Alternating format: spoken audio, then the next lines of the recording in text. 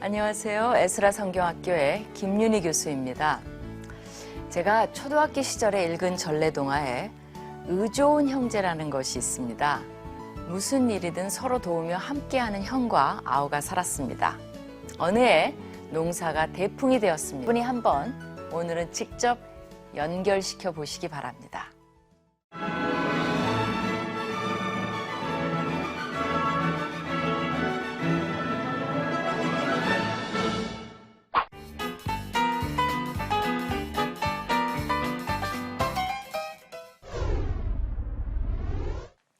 모세 시대에 공훈을 세운 비느하스를 이미 공부했습니다.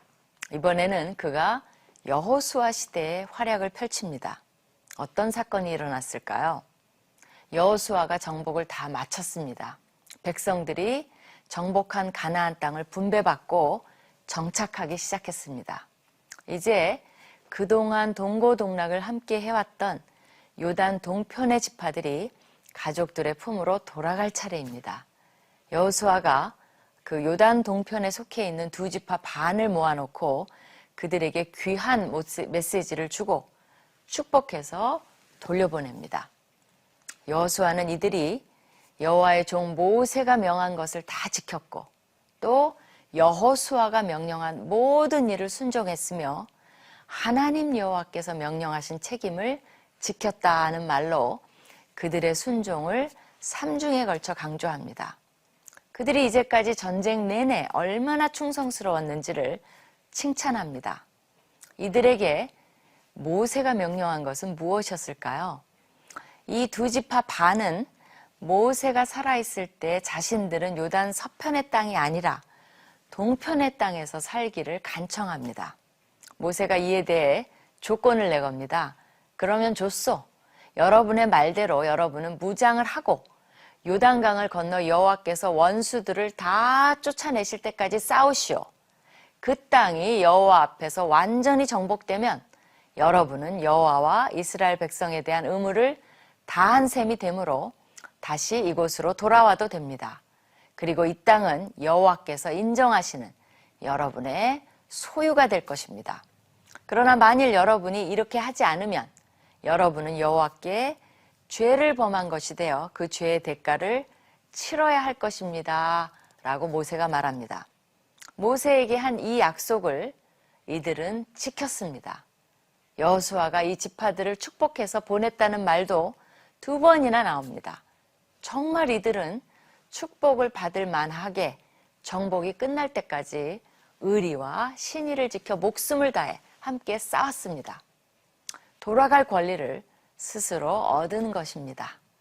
여호수아가 그들을 떠나보내며 너희는 많은 재산과 심이 많은 가축과 은과 금과 구리와 쇠와 심이 많은 의복을 가지고 너희의 장막으로 돌아가서 너희의 원수들에게서 탈취한 것을 너희의 형제와 나눌지니라고 말합니다.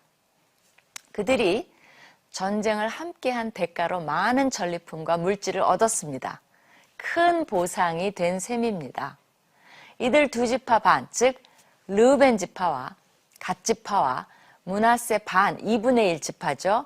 가 가나안 땅 실로에서 이스라엘 자손을 떠나 모세에게 받은 땅, 곧 그들의 소유지 길르앗으로 갑니다. 가나안 땅 실로와 그들의 소유지 길르앗이 어쩐지 대조를 이루고 있는 느낌입니다. 이스라엘 대부분은 가나안 땅에 머물고 이들 두 지파 반만이 가나안을 떠나 요단 동편으로 다시 돌아갑니다. 길르앗은 넓은 뜻으로 쓰일 때는요, 요단 동편 지역 전체를 가리키기도 합니다. 고대에 무성한 숲이 있는 것으로 알려져 있었고 그렇기 때문에 때로는 길르앗 산지라고 부르기도 합니다. 야르묵강이 길르앗의 북쪽 경계를 이루고 있습니다. 그런데 그들은 떠나면서 그냥 가지 않고 무언가를 하고 갑니다.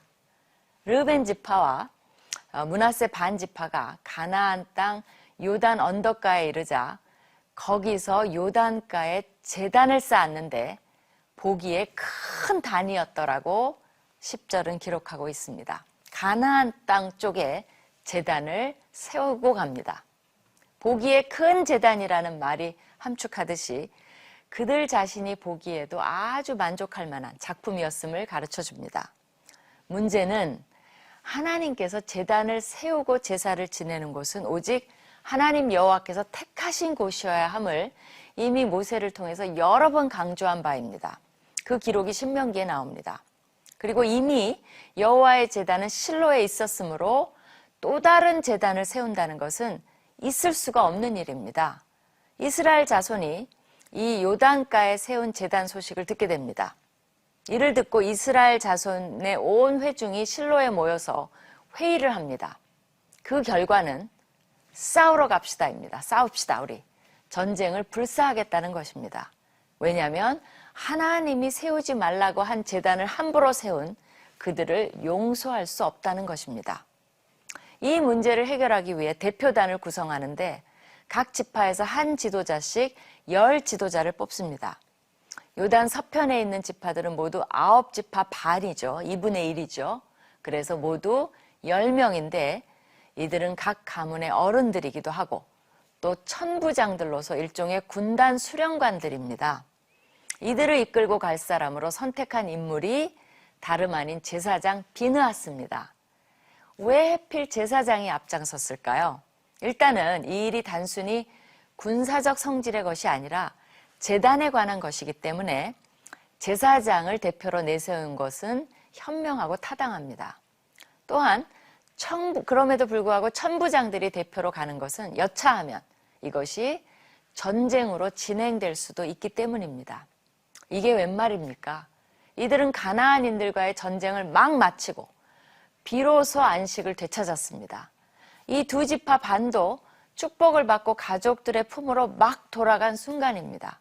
그런데 잘못하면 내전이 일어날 판국입니다. 일이 어떻게 진행되었을까요? 내전이 일어났을까요? 안 일어났을까요? 어떻게 생각하십니까?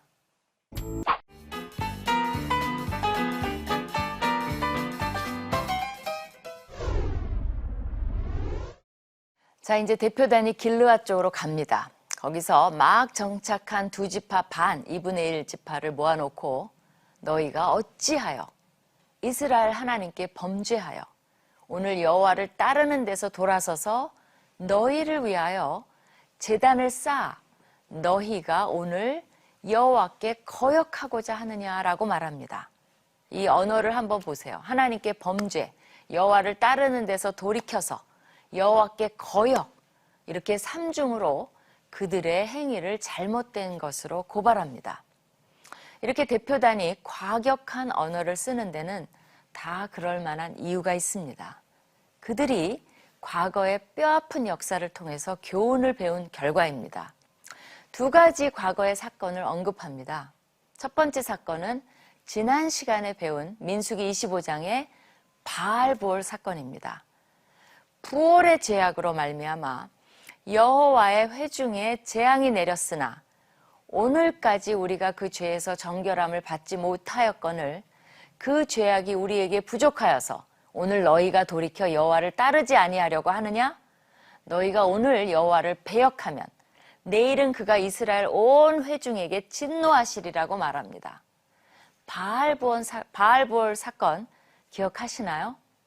부올에서 이스라엘 백성들은 모압 여인들의 유혹에 넘어가서 그들이 섬기던 바알 신의 제사에 참여하게 되며 바알에게 절합니다.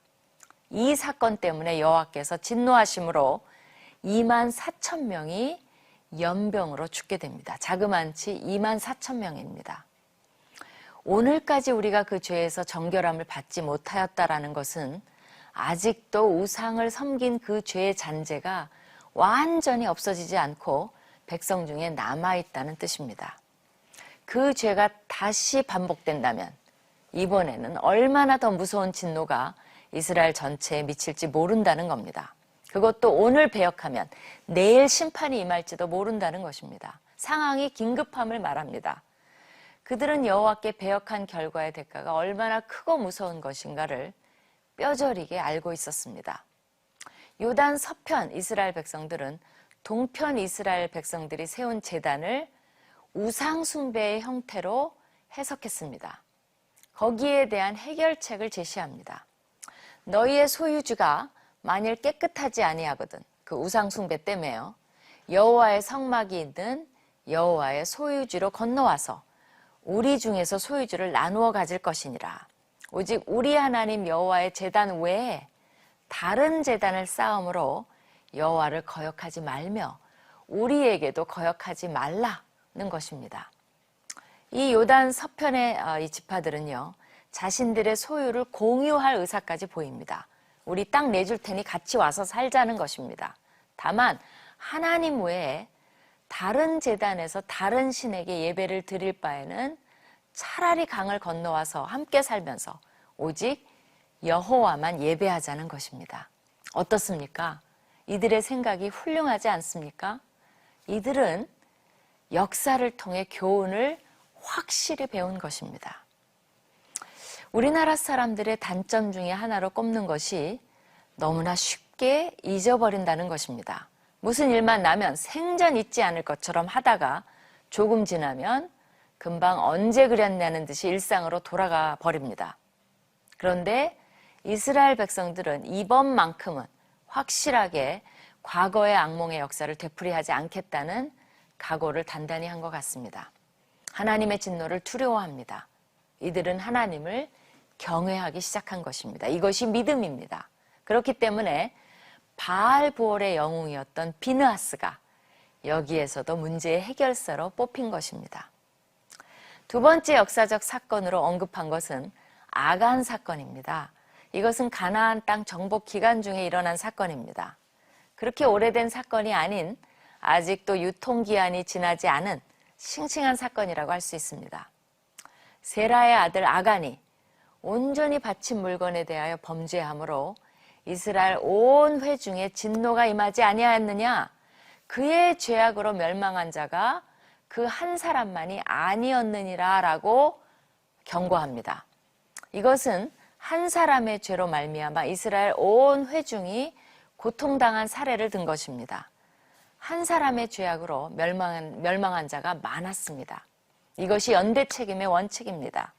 한 사람이 죄를 지었어도 연대 책임을 물으신 하나님께서 이제 두 지파 반이 죄를 지었다면 하나님의 진노가 어떻겠습니까? 아마 이스라엘 온 회중이 이번에는 진노의 칼로 다 전멸될지도 모르는 상황입니다. 문제 해결단은 고발, 경고, 대안까지 다 지시했습니다. 이제 상대방의 반응만 남았습니다. 이 두 지파 반이 답합니다. 다짜고짜의 고발에 대해 이들은 하나님을 전능하신 자, 하나님, 여호와라고 삼중으로 두 번씩 언급하면서 만약 자신들이 잘못했다면 우리를 구원하지 마시옵소서, 혹여 자신들이 제사를 드리려고 제단을 만들었다면 여호와는 친히 벌하옵소서라고 열정적으로 강력하게 항변합니다. 그만큼 자신들이 죄가 없음을 강하게 변호한 것입니다. 우리는 무죄입니다라고 요단 동편 지파들이 주장합니다. 이 지파들이 내세운 이유는 그럼 왜 제단을 세웠느냐? 후손들을 위한 것이라는 겁니다. 요단강은요, 자연적인 경계를 이룹니다. 그래서 이 두 양 지파들 간을 서로 갈라놓는 역할을 합니다. 우리도 한강을 중심으로 강남, 강북으로 나뉘어서 강남 스타일이 나올 정도로 강북과는 지역적, 문화적 차이가 많이 있습니다. 강 하나를 사이에 두고도요. 그러니까 마찬가지로 이 요단강도 이 두 지역을 갈라놓을 가능성이 있다는 겁니다. 후대에 가서 서쪽 지파들이 동쪽 지파들을 배제시키고 한 민족임을 부인하고 한 하나님 섬기기를 거부할 것을 두려워한 겁니다. 그것을 방지하기 위해서 이 제단을 세운 겁니다. 두 강을, 강을 경계로요, 서로 간의 연대를 강화하고 유대감을 돈독히 하기 위한 것이었습니다. 함께 여호와를 더 잘 경외하기 위한 증거로서 이 제단을 세웠다는 겁니다. 우리가 말하였거니와 만일 그들이 후일에 우리에게나 우리 후대에게 이같이 말하면 우리가 말하기를 우리 조상이 지은 여호와의 제단 모형을 보라. 이는 번제를 위한 것도 아니요 다른 제사를 위한 것도 아니라 오직 우리와 너희 사이에 증거만 되게 할 뿐이라. 이렇게 말합니다. 비느하스는 내전이 일어날 뻔한 이 중대한 사건의 아름다운 해결사로서 이를 잘 처리합니다. 비느하스는 이 말을 듣고 여호와께서 우리 중에 계신 줄을 알겠다고 고백합니다. 이 보고를 들은 요단 서편의 이스라엘 백성들은 하나님을 찬송합니다. 그리고 그 제단의 이름을 엣이라고 그렇게 부릅니다. 엣. 그 히브리어인데요. 증거라는 뜻이에요. 양쪽 모두에게 여호와께서 하나님이 되신다는 증거라는 뜻입니다. 정말 아름다운 결말 아닙니까? 앞에서 말한 의좋은 형제 이야기와 오늘의 성경 이야기 연결시켜 보셨나요? 방법은 달랐지만 결론은 동일하게 훈훈합니다. 서쪽 지파들은 여호와의 진노를 살까봐 전전긍긍했고 동쪽 지파는 여호와를 섬기지 못하게 할까봐 전전긍긍하며 그 증거를 남기기 위해 큰 제단을 세운 것입니다. 양쪽 다 여호와께 잘 보이려는 충성심에서 나온 발상이었다는 것입니다. 이 사건에서 제일 기뻐하신 분은 누구실까요? 맞습니다. 바로 하나님이십니다. 더군다나 이들은 서로의 연대와 우애를 다집니다. 요단강이 자신들을 지리적으로 갈라놓을 수는 있어도 영적으로 또 민족적으로 또 후대에 가서까지도 결코 갈라지지 말자. 우리는 하나요. 우리의 하나님도 한 분이시다라고 증거로 남겨놓은 것이 바로 이 엣이라는 큰 제단이었습니다. 이들도 의좋은 형제들입니다. 그리고 그 기념비가 뭐라고요? 엣입니다.